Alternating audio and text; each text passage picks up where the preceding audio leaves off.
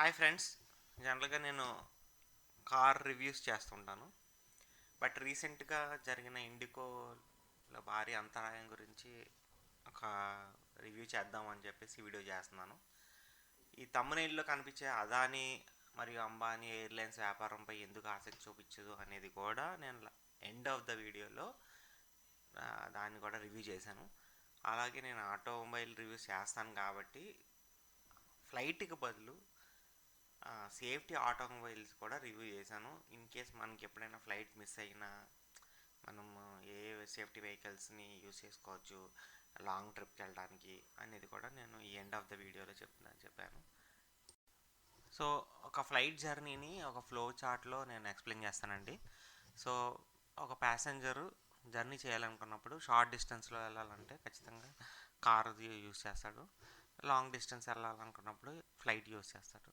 So ఈ ఫ్లైట్ని నడిపే సంస్థలను ఏమంటారంటే ఎయిర్లైన్ ఆపరేటర్స్ అంటారు. సో ఈ ఎయిర్లైన్ ఆపరేటర్స్ అనేవాళ్ళు జనరల్గా commercial airlines, cargo airlines, charter operators. Charter operators అంటే విఐపి ట్రావెల్స్, కార్పొరేట్ చార్టర్స్, తర్వాత హెలికాప్టర్ ఆపరేటర్స్, ఇట్లా ఆపరేట్ చేస్తూ ఉంటారు అన్నమాట వీళ్ళంతా.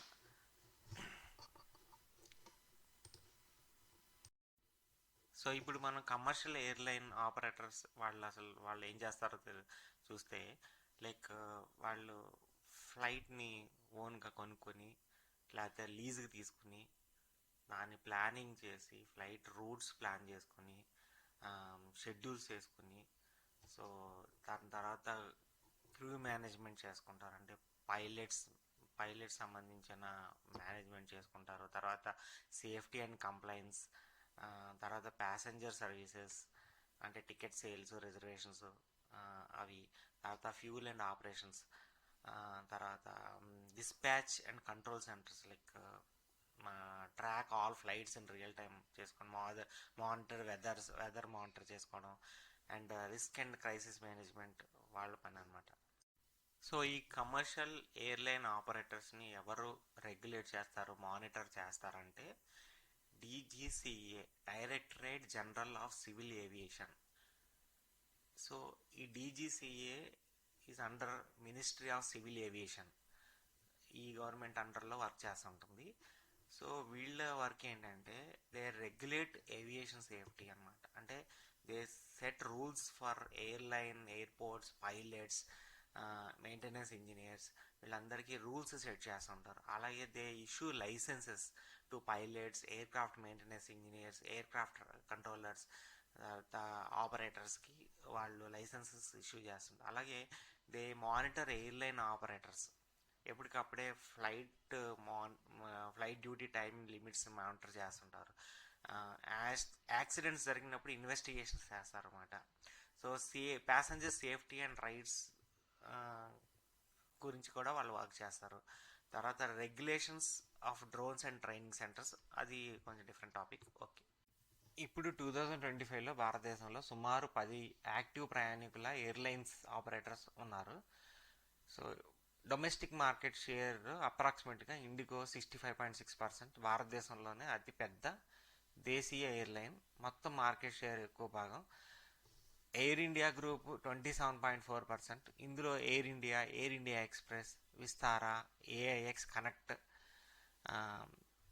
మూడోది ఆకాశ ఎయిర్ 5.2%, తర్వాత స్పైస్ జెట్ 1.9%, మిగతా అన్ని కలిపి ఒక 1%. సో ఈ ఎయిర్లైన్ ఆపరేటర్స్ని మానిటర్ చేసేది ఎవరంటే DGCA. So directorate general of civil aviation. They work under the ministry of civil aviation. So వీళ్ళు ఏంటంటే రూల్స్ తయారు చేయడం, సో కార్స్ అని సివిల్ ఏవియేషన్ రిక్వైర్మెంట్స్ అని అడ్వైజరీ అండ్ సర్క్యులర్స్ ఇవ్వడం, పైలట్స్ చెక్స్, సేఫ్టీ స్టాండర్డ్స్ వంటి మార్గదర్శకాలు ఇవ్వడము, తర్వాత ఎన్ఫోర్స్మెంట్ చేయడం, అమలు చేయడం అన్నమాట. సో ఎయిర్ లైసెన్స్లు, ఫ్లయింగ్ స్కూల్స్, ఎయిర్పోర్ట్లు పై ఇన్వెస్టిగేషన్స్ చేస్తుంటారు. సేఫ్టీ ఆడిట్స్ నిర్వహించడం, రూల్స్ ఉల్లంఘించడంపై కఠిన చర్యలు తీసుకోవడం. సో మానిటరింగ్, మొత్తం సేఫ్టీ పనితీరు ట్రాక్ చేయడం, ప్రమాదాలు, ఇన్సిడెంట్స్ ఇన్వెస్టిగేట్ చేయడం, ఎయిర్ సేఫ్టీ సర్క్యులర్స్ విడుదల చేయడం, తర్వాత సర్టిఫికేషన్స్ అంటే పైలట్స్కి లైసెన్సులు, విమానాలకి లైసెన్సులు, తర్వాత ఎయిర్ లైసెన్స్ ఆపరేటర్స్ అనుమతులు, తర్వాత ప్యాసింజర్ ఫెసిలిటీస్ అంటే ప్యాసింజర్స్కి ఎయిర్పోర్ట్లో పనితీరు, ప్రయాణికులకు సెట్ చేయడం అట్లాంటివన్నీ చేస్తుంటారు.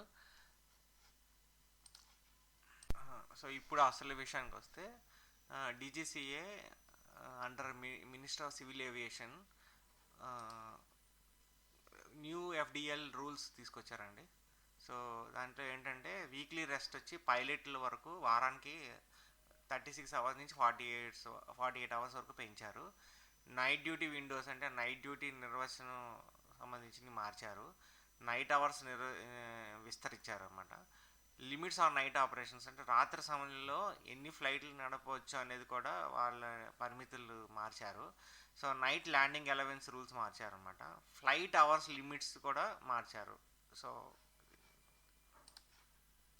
సో ఇప్పుడు మీకు ఒక అంచనా వచ్చేసి ఉంటుంది. ఎయిర్లైన్ ఆపరేటర్ ఇండిగో 65.6% మార్కెట్ షేర్తో. సో ఇండిగో టిపికల్ ఆపరేషన్స్ అంటే రోజుకి 2300 ఫ్లైట్స్ నడుపుతూ ఉంటుందండి. సో 130 డెస్టినేషన్స్, వాటిలో 40+ ఇంటర్నేషనల్ రూట్స్ కూడా ఉన్నాయి. భారతదేశంలో అతిపెద్ద flight network. So FDTL change updates వలన వాళ్ళకి క్రూ షార్టేజ్ వచ్చింది. తర్వాత షెడ్యూలింగ్ ఇష్యూస్ వచ్చినాయి. తర్వాత టెక్నికల్ క్లించెస్, సాఫ్ట్వేర్ సమస్యలు, check in systems, departure control systems. So దాంతోపాటు వింటర్ సీజన్ ప్రెషర్ కూడా పడింది. వింటర్ సీజన్లో ప్రయాణికుల డిమాండ్ పెరుగుతుంది. హై బుకింగ్స్ లోడ్ వలన మరింత ఆపరేషన్స్ ఒత్తిడి పడింది. దాంతోడు వెదర్ అండ్ ఎయిర్పోర్ట్ కన్స్టెంట్స్ కూడా ఉన్నాయండి. ఫాగ్ ఒకటి, తర్వాత గ్రౌండ్ హ్యాండ్లింగ్ ఇష్యూస్ కూడా, ఎయిర్పోర్ట్ బిజీ రన్వే షెడ్యూల్స్ కూడా, దానికి కూడా ప్రాబ్లమ్స్ అయిపోయినాయి వాళ్ళకి. సో డీజీసీఏ వాళ్ళ మెయిన్ పీటర్ ఎల్బర్స్కి షోకాజ్ నోటీస్ ఇచ్చారు మెయిన్గా. ఎందుకంటే ప్లానింగ్లో పెద్ద లోపాలు ఉన్నాయి, ఓవర్ సైట్ తప్పిదాలు ఉన్నాయి, రిసోర్స్ మేనేజ్మెంట్లో ఇష్యూస్ ఉన్నాయి. సో ఈ డిజాస్టర్ ముందే అరికట్టవచ్చు, మీరు సరైన ప్లానింగ్ జరగలేదు అని చెప్పేసి వాళ్ళు షోకాజ్ నోటీస్ ఇచ్చారు. సో ఇక్కడ సిఇఓకి చాలా ప్రెషర్లో పడిపోయాడు. సో భారీ సంఖ్యలో మాస్ ఫ్లైట్ క్యాన్సిలేషన్స్ ఆదేశాలు ఇచ్చేశాడు. సో ఇండిగో సిఇఓ పీటర్ ఎల్బర్గ్స్ స్వయంగా నిర్ణయం తీసుకున్నారు. సో ఎందుకు ఈ నిర్ణయం తీసుకున్నారు? ప్రతి ఫ్లైట్ డిలే, తదుపరి ఫ్లైట్లకి చైన్ డిలే అయిపోయింది. అతనికి ఆపరేషన్స్ పై పూర్తి నియంత్రణ కోల్పోయడం, ఎఫ్డిటిఎల్ రూల్స్, క్రూ కొరతల వల్ల సిస్టమ్స్ ఒత్తిడి పెరగడం. సో ఆపరేషన్స్ స్థిరపరించడం, షెడ్యూలింగ్ మళ్ళీ నార్మల్ తీసుకురావడం కోసం, పైలట్లు క్రూ రెస్ట్ టైం మొత్తం సరిచేయడం కోసం మొత్తం ఈ సిస్టమ్ని బ్రేక్ డౌన్ చేయడం వలన ఈ పరిస్థితి వచ్చింది. So IndiGo CEO 3400 flights in 4 days cancel చేసేసారు. సో ఇది చాలా పెద్ద ఇంపాక్ట్. సో ప్యాసింజర్స్కి ఖచ్చితంగా ఇది వాళ్ళ ఎయిర్పోర్ట్లోనే డిఫరెంట్ ఎయిర్పోర్ట్స్లోనే ఐ థింక్ 1-2 days అలాగే ఉండిపోయారు చాలామంది. లైక్ స్టార్టింగ్ ఎప్పుడు రీసెట్ అవుతుంది, ఎప్పుడు మళ్ళీ స్టార్ట్ అవుతాయి ఫ్లైట్స్ అని చెప్పేసి వాళ్ళు అలాగే ఉండిపోయారు. వాళ్ళకి ఏం అర్థం కాలేదు ఆ టైంలో. సో ఇది మీడియా అటెన్షన్కి వెళ్ళిపోయింది. సో ప్యాసింజర్స్, మీడియా ఇద్దరు కలిసి, సో ఆబ్వియస్గా ఎవరిని బ్లేమ్ చేస్తారు? ఫ్లైట్ ఆపరేటర్స్ ఇండిగో అని అయితే ఏమన్నా ఏం పెద్ద పట్టించుకునేది ఏముండదు, వాళ్ళు మోనోపొలీ. సో ఆబ్వియస్గా మినిస్టర్ ఆఫ్ సివిల్ ఏవియేషన్స్కే ఇష్యూ స్టార్ట్ అవుతుంది. అంటే they have to face the consequences. So నేను ఇప్పుడు ప్యాసింజర్స్కి ఏం చెప్పబోతున్నానంటే అండి, ఇండిపెండెన్స్ వచ్చిన తర్వాత ఎయిర్లైన్స్ మార్కెట్లోకి చాలామంది ఎంటర్ అయ్యారు, కానీ ఎవరు సస్టైన్ అవ్వలేదు. సో ఎందుకంటే financial issues, operational cost, high operation cost, తర్వాత కాంపిటీషను, మిస్మేనేజ్మెంటు, లీజ్ డిస్ప్యూట్స్. సో చాలా రకాలుగా వాళ్ళు ఫేస్ చేసి దీని నుంచి బయటకు వచ్చేసారు. జస్ట్ మనం కొన్ని అసలు ఇండిపెండెన్స్ తర్వాత మనం ఒకసారి చూద్దామండి ఏమేమి ఉన్నాయంటే, air services of India 1946 to 1953, nationalised in 1953. So Deccan airways 1945 to 1953, అది కూడా నేషనలైజ్ చేస్తారు 53లో. Himalayan aviation 1948 to 1953, renamed to Indian airlines. Kalinga airlines 1946 to 1965, merged into Indian airlines. Vayudoot 1981 to 1997. So వీళ్ళు కూడా హ్యూజ్ లాసెస్ ఫేస్ చేశారు. Next east west airlines 1992 to 1996. So వీళ్ళు కూడా fail అయిపోయారు. సో తర్వాత దమానియా ఎయిర్లైన్స్ 1993 టు 1997, వీళ్ళు కూడా యూబీ గ్రూప్కి సెల్ చేసేసారు. NEPC airlines 1993 to 1997 faced financial troubles. Archana airlines 1991 to 1999. So ఇది కూడా ఇది. Air Sahara 1993 to 2007. సో దీన్ని జెట్ ఎయిర్వేస్ ఎక్వైర్ చేసింది. తర్వాత ఎయిర్ డెక్కన్ 2003 టు 2008. సో దీన్ని కింగ్ఫిషర్ ఎక్వైర్ చేసింది. Paramount airways 2005 to 2010. సో వీళ్ళు కూడా faced legal and financial issues. MDLR airlines 2007 to 2009. And air Costa 2013 to 2017, వీళ్ళు కూడా లీజ్ డిస్ప్యూట్స్ వచ్చినాయి. తర్వాత ఎయిర్ పెగాసస్ 2015 టు 2016. తర్వాత ట్రూ జెట్, దీని కూడా లాసెస్. జూమ్ ఎయిర్ అని వచ్చింది, వాళ్ళు కూడా లైసెన్స్ సరెండర్ చేస్తారు. విస్తారా ఇప్పుడు కరెంట్ 2015 నుంచి 2024 వరకు merged into Indian airlines as a part of Tata group consultation. అది కాకుండా మేజర్ ఎయిర్లైన్స్ ఏంటంటే కింగ్ఫిషర్ ఎయిర్లైన్స్ 2005 నుంచి 2012, వీళ్ళకి massive debits and lease operations 2012లో క్లోజ్ చేసేసారు. So jet airways 1993 to 2019. So huge financial crisis, accumulated debit. So go first 2005 to 2023. So వీళ్ళు కూడా supply chain issues వల్ల వీళ్ళు కూడా క్లోజ్ చేసేసారు. సో నేను చెప్పేది ఏంటంటే, ఇంతమంది ఇండిపెండెన్స్ తర్వాత ఈ బిజినెస్లో ఫెయిల్ అయిపోయి క్లోజ్ చేసేసారు. సో చాలామంది ట్విట్టర్స్లో ఏం చెప్తారంటే, గౌతమ్ అదానీ, ముఖేష్ అంబానీ వీళ్ళు పెద్ద బిగ్ షాట్స్ కదా, వీళ్ళు పెట్టచ్చు కదా ఎయిర్లైన్స్, ఆపరేషన్లోకి రావచ్చు కదా అంటారు. బట్ నాకు తెలిసినంతవరకు వాళ్ళు దీంట్లోకి రారండి. వీళ్ళు వచ్చి ఉంటే ఇప్పటికి ఎప్పుడో వచ్చేసి ఉండేవారు. సో వాళ్ళు ఈ బిజినెస్లో ఏంటంటే లో ప్రాఫిటబిలిటీ ఉంటుంది, high operational risk and intense competition ఉంటుంది. సో వాళ్ళు ఈ బిజినెస్లు జోలికి రారు. వాళ్ళు ఇన్స్టెడ్ ఆఫ్ ఏంటంటే వాళ్ళు ఫోకస్ చేసే బిజినెస్లన్నీ ఎయిర్పోర్ట్ ఇన్ఫ్రాస్ట్రక్చర్ మీద ఫోకస్ చేసుకుంటారు, ఆయిల్ అండ్ పెట్రోలియం. అక్కడ వాళ్ళకి ప్రాఫిట్ ఉంటుంది, ఆపరేషనల్ రిస్క్ ఉండదు, కాంపిటీషన్ తక్కువ ఉంటుంది. సో వాళ్ళకి అదే ఈజీ ఉంటుంది. సో ప్యాసింజర్స్ నేను చెప్పేది ఏంటంటే, ఇప్పుడు మనం చాలా సమయం పాటించాలి. ఎందుకంటే ఎయిర్లైన్స్లో ఇప్పుడు మిగిలింది ఒక ఇండిగో ఒకళ్ళే మోనోపోలీ, వేరే వాళ్ళు ఎవ్వరూ ఇండియాలో సస్టైన్ అవ్వలేకపోతున్నారు.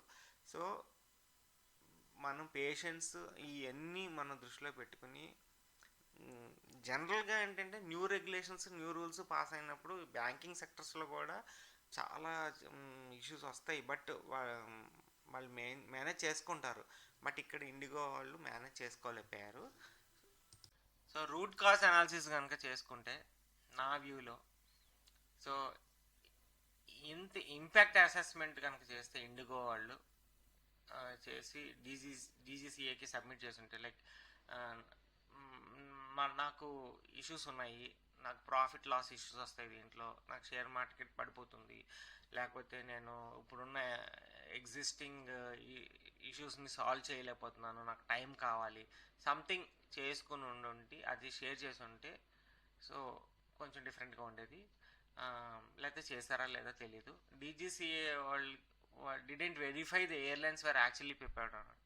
అసలు ఇంత మనం చేంజెస్ చేస్తున్నాము, ఎయిర్లైన్స్ వాళ్ళు ప్రిపేర్ అయి ఉన్నారా లేదా అనేది కూడా వాళ్ళు వెరిఫై చేసుకుని ఉంటే బాగుండేది. And government assumed everything is going fine from from DGCA and IndiGo అని చెప్పి ఎయిర్లైన్స్ ఆపరేటర్స్ అని అనుకోవచ్చు వాళ్ళు. So it is totally like partially miscommunication and majorly IndiGo decision and mass cancellation. So project management PMP issue ఉంది ఇందులో. So ప్యాసింజర్స్కి చెప్పేది ఏంటంటే always book for alternative airlines. ఇప్పటి నుంచి కూడా ఆల్టర్నేటివ్ ఎయిర్లైన్స్ బుక్ చేసుకుని లైక్ మార్కెట్ షేర్ పెంచుతూ ఉండండి వేరే ఎయిర్లైన్స్ వాళ్ళు కూడా, like air India, Tata group వాళ్ళది, ఎయిర్ ఇండియా ఎక్స్ప్రెస్, నెక్స్ట్ వచ్చి ఆకాశ ఎయిర్ ఉంది, జెట్ స్పైస్ జెట్ ఉంది. సో వీళ్ళకి మీరు విస్తారా ఉంది ఎయిర్ ఇండియా వాళ్ళది, సారీ టాటా గ్రూప్ వాళ్ళది. సో వీళ్ళు స్టేక్ కనుక పెంచుతూ ఉంటే మార్కెట్లో కాంపిటీషన్ తగ్గుతుంది. సో దట్ ఇట్లాంటి డెసిషన్స్ తీసుకోవడానికి కొంచెం భయపడతారు. So this is a case study for very good case study for IIM students అండి. సో మీకు ఎప్పుడైనా ఫ్లైట్ క్యాన్సిల్ అయినా, లేకపోతే ఫ్లైట్ టికెట్స్ ప్రైస్ ఎక్కువ ఉన్నా, లేకపోతే ఫ్లైట్ టికెట్స్ దొరకకపోయినా మీరు ఆల్టర్నేటివ్ ప్లాన్ చేసుకోవడానికి నేను 2 కార్లు సజెస్ట్ చేస్తానండి మీకు. ఇప్పుడు మనకి నేషనల్ హైవేస్ అన్నీ బాగా డెవలప్ చేశారు కాబట్టి ప్రజెంట్ గవర్నమెంట్. సో మీరు రోడ్డు మార్గంలో కూడా వెళ్ళాలనుకుంటే ఈ 2 కార్లు నేను సజెస్ట్ చేస్తున్నాను. ఒకటి టాటా హ్యారియర్ ఒకటి, ఇంకోటి టాటా సఫారీ ఒకటి అండి. సో టాటా హ్యారియర్ వచ్చి మీకు 5 సీట్ కెపాసిటీ అది, అండ్ టాటా సఫారీ వచ్చి 6 to 7 seat capacity. And Tata Harrier price వచ్చి 16.5 to 30 lakhs ఉంటుంది. తర్వాత టాటా సఫారీ వచ్చి 17.2 to 30.7 lakhs on road price అండి ఇదంతా అని చెప్పేది. సో ఎందుకు ఈ 2 సజెస్ట్ చేస్తున్నా అంటే ఇవి global NCAP scores and Bharat NCAP స్కోరింగ్లో సేఫ్టీ రేటింగ్లో మన ఇండియాలోనే టాప్ 2 కార్స్ అండి. సో 5 స్టార్ రేటింగ్ ఉన్న కార్స్ ఇవి. సో దీంట్లో మనకి ఎయిర్ బ్యాగ్స్ ప్రొటెక్షన్ ఉంటుంది. సో ఎక్సలెంట్ ప్రొటెక్షన్ ఉంటుంది. సో మనం సేఫ్గా జర్నీ చేయొచ్చు ఈ కార్స్లో. సో ఇందులో ఏంటంటే adult occupant protection 33.05 out of 34 points score చేసింది. అండ్ భారత్ ఇది గ్లోబల్ ఎన్సిఏపి స్కోర్ అండి. భారత్ ఎన్సిఏపి స్కోర్లో మీకు 30.08 out of 32 points 5 star rating. తర్వాత చైల్డ్ ఆక్యుపెంట్ ప్రొటెక్షన్లో 45 అవుట్ ఆఫ్ 49 పాయింట్స్. ఇది గ్లోబల్ ఎన్సిఏపి స్కోర్లో. ఇవేమో భారత్ ఎన్సిఏపి స్కోర్లో 44.54 out of 49 points, 5 star rating.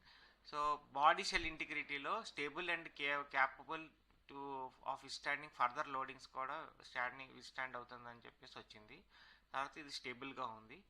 So నేను ఆల్టర్నేటివ్ సజెస్ట్ చేస్తున్నాను, ఎందుకంటే నేను ఆటోమొబైల్ రివ్యూస్ ఇస్తుంటాను కాబట్టి ఈ 2 కార్లు. ఇంకా ఫ్యూచర్లో డీటెయిల్డ్గా ఈ కార్ స్పెసిఫికేషన్స్ ఇస్తానండి. ఫైనల్గా థ్యాంక్స్ ఫర్ వాచింగ్ అండి. See you in next video. Please like, share and subscribe.